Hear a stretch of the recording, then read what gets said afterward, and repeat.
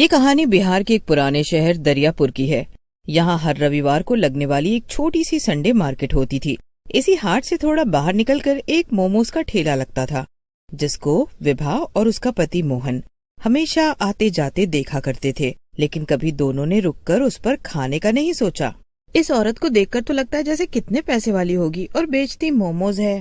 किसी किसी का मन करता है ऐसे काम करने का। जरूरी नहीं है कि पैसा नहीं है तो ही ये काम किया जाए। हाँ, वही मैं भी सोचूं। मार्केट अंदर है तो ये मार्केट से हटकर क्यों मोमोज बेचती है? इसको तो कॉलेज या स्कूल के बाहर बेचना चाहिए ये सब। छोड़ो, हमें क्या। और तुम भी क्या क्या सोचने लग जाती हो किसी के बारे में भी। चलो बैठो, घर चलते हैं।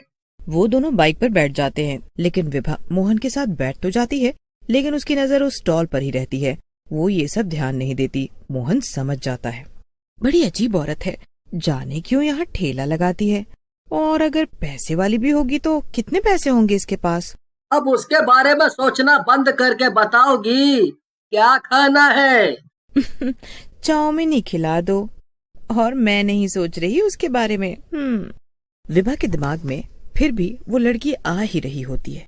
रात को मोहन तो सो जाता है, लेकिन विभा मन ही मन सोच रही होती, कुछ तो बात है, कोई फायदा तो जरूर होगा उस लड़की को, तभी तो वो वहाँ मोमोज लगाती है। हमेशा लाल लिपस्टिक फैंसी कपड़ों में खड़ी रहती है। ऐसे कौन मोमोज बेचता है? क्या वो कुछ अलग डालती होगी अपने मोमोज में? अब सो भी जाओ विभा, कब तक सोचना है मोमोज के बारे में? अरे नहीं, मैं वो नहीं सोच रही हूँ। दोनों सो जाते हैं। कुछ दिनों बाद विभा गर्भवती हो जाती है। दोनों बहुत खुश हो जाते हैं।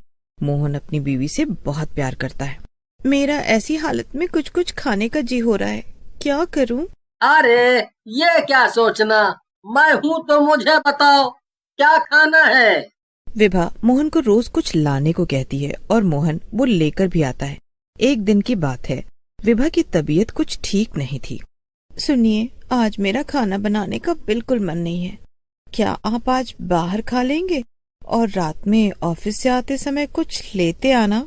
हाँ कोई बात नहीं, तुम आराम करो, मेरी फिक्र मत करो, बस बताओ तुम क्या खाओगी। हाँ, सही बोलूं तो मुझे उस औरत के ठेले वाले मोमोज खाने हैं। बस इतनी सी बात, मैं आज लेते हुए आऊंगा। तुम बस हुक्म किया करो मैडम, तुम्हारा नौकर हमेशा तुम्हारे लिए हाजिर है। क्या आप भी मेरे नौकर थोड़ी हैं? वो तो आज पता नहीं क्यों बस मन हुआ ये सोचकर कि वो अपने मोमोज में आखिर ऐसा क्या डालती है, क्या पता कुछ अलग स्वाद हो। मोहन विभा की ऐसी बात सुनकर जोर से हंस पड़ा और विभा से विदा लेकर ऑफिस चला गया। ऑफिस से आते समय उसको मोमोज का ठेला दिखाई दिया। क्योंकि विभा प्रेग्नेंट थी तो मोहन लंच लेकर भी नहीं गया था। उसको भी बहुत तेज भूख लगी थी। क्यों ना जब तक ये मोमोज बनाएगी तब तक खा लिया जाए। एक काम करता हूँ, एक प्लेट यहाँ खा लेता हूँ, बाकी विभा के साथ खा लूंगा, इससे विभा को भी अच्छा लगेगा।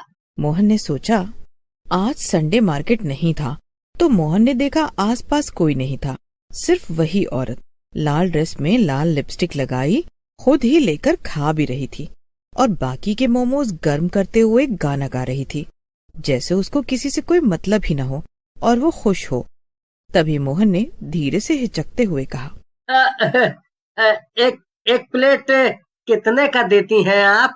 मोहन को अपने पास खड़ा देखकर वो घबरा गई और जल्दी से प्लेट नीचे रखकर बोली, 1 प्लेट 60 की आती है और उसमें 12 मोमोज होते हैं।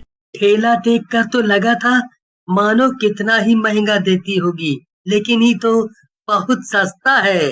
ठीक है, तो 2 प्लेट आप पैक कर दीजिए घर ले जाने को, और हाफ प्लेट आप हमको अभी खाने के लिए दे दीजिए।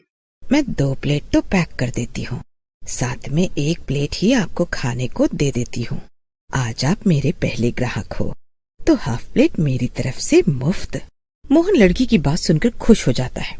लड़की फिर से गाना गाने लग जाती है। हवा तेज हो जाती है।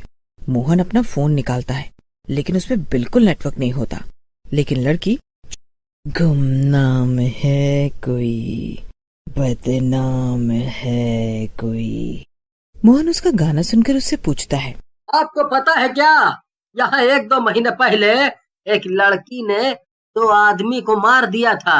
मोहन को लड़की की ये बात बहुत अजीब लगती है, लेकिन वो सोचता है, जल्दी से मोमोज खाकर घर चलता हूँ विभा के पास। ये रहे सर आपके गर्मा गर्म मोमोज, वो भी फुल प्लेट। आप ये खाओ, तब तक मैं घर के लिए मोमोज पैक कर देती हूँ। लेकिन बस एक शर्त है सर, मोमोज आपको सारे खाने पड़ेंगे। मोहन मोमोज लेकर खाना शुरू कर देता है। जैसे जैसे वो मोमोज खाता है वैसे ही वैसे उस लड़की का चेहरा डरावना होता जाता है। मोहन बहुत डरने लगता है क्योंकि आसपास कोई भी नहीं होता। क्या हुआ सर, खाओ ना, सारे खाने हैं आपको। अब उस लड़की की आवाज भी भारी होती चली गई थी। तभी मोहन की नजर उसके पैरों पर पड़ती है। वो उल्टे होते हैं, लेकिन मोहन ऐसा दिखाता है जैसे उसको कोई फर्क नहीं पड़ रहा। लेकिन तभी मोहन की नजर मोमोज पर पड़ती है। उसके मोमोज में बहुत सारे कीड़े चल रहे होते हैं। तभी वो लड़की की तरफ देखता है। वो अब तक चुड़ैल बन चुकी थी। बोला था ना सारा खाना है, ऐसे छोड़ क्यों दिया? मोहन उसकी बात का कोई जवाब नहीं देता। मोहन उसकी कोई बात नहीं सुनता और अपनी बाइक स्टार्ट करता है और वहाँ से निकल जाता है। लेकिन बाइक वहीं वापस आ जाती है जहाँ वो चुड़ैल खड़ी मुस्कुरा रही होती है।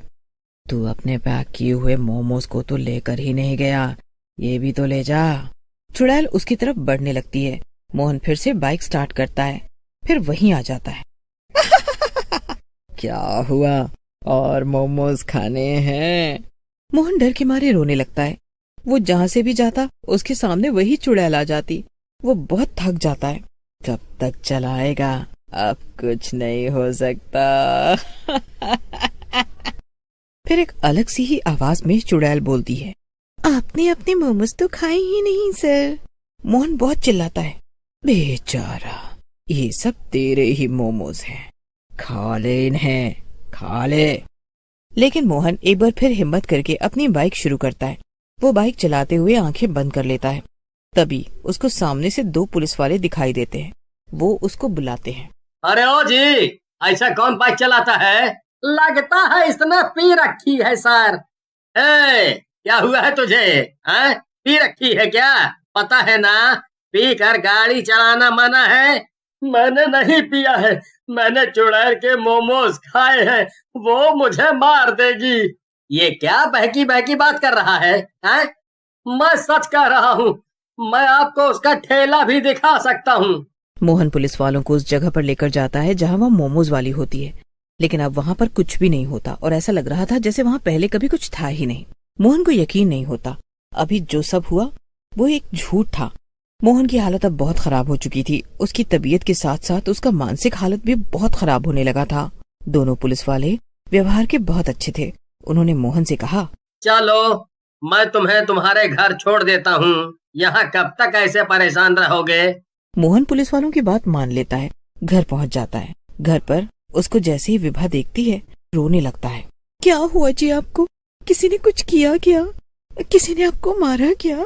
विभा बहुत घबरा जाती है। उसने मोहन को ऐसे बेबस कभी नहीं देखा था।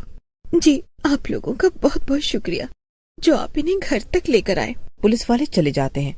विभा मोहन के पास जाती है और बैठ जाती है और पूछती है। मोहन रोते रोते उसको सारी व्यथा बता देता है। मुझे लगता है उसमें कुछ तो गड़बड़ है, पर इतनी बड़ी गड़बड़ मैं तो आपको वहाँ कभी नहीं जाने देती। अगर मुझे पता होता, मेरी ही गलती है ये सब। अब आप कभी उस रास्ते से मत जाइएगा। आप मुंह हाथ धो लीजिए, मैं अभी खाना लगा देती हूँ। मैंने मैगी बनाई है, आज वही खा लेते हैं। कल से मैं घर पर ही खाना बना लूंगी। मोहन उठकर अपने वॉशरूम में चला जाता है। मुंह धोते हुए उसकी नजर शीशे पर पड़ती है। शीशे पर खून से लिखा होता है, सर आपने पूरे मोमोज नहीं खाए हैं ना? मोहन की नजर एकदम से विभा की लाश पर पड़ती है, जिसको देखकर मोहन को हार्ट अटैक आ जाता है और वो भी मर जाता है। चुड़ैल का मकसद अब पूरा हो जाता है और वो जोर जोर से हंसने लगती है और फिर गायब हो जाती है।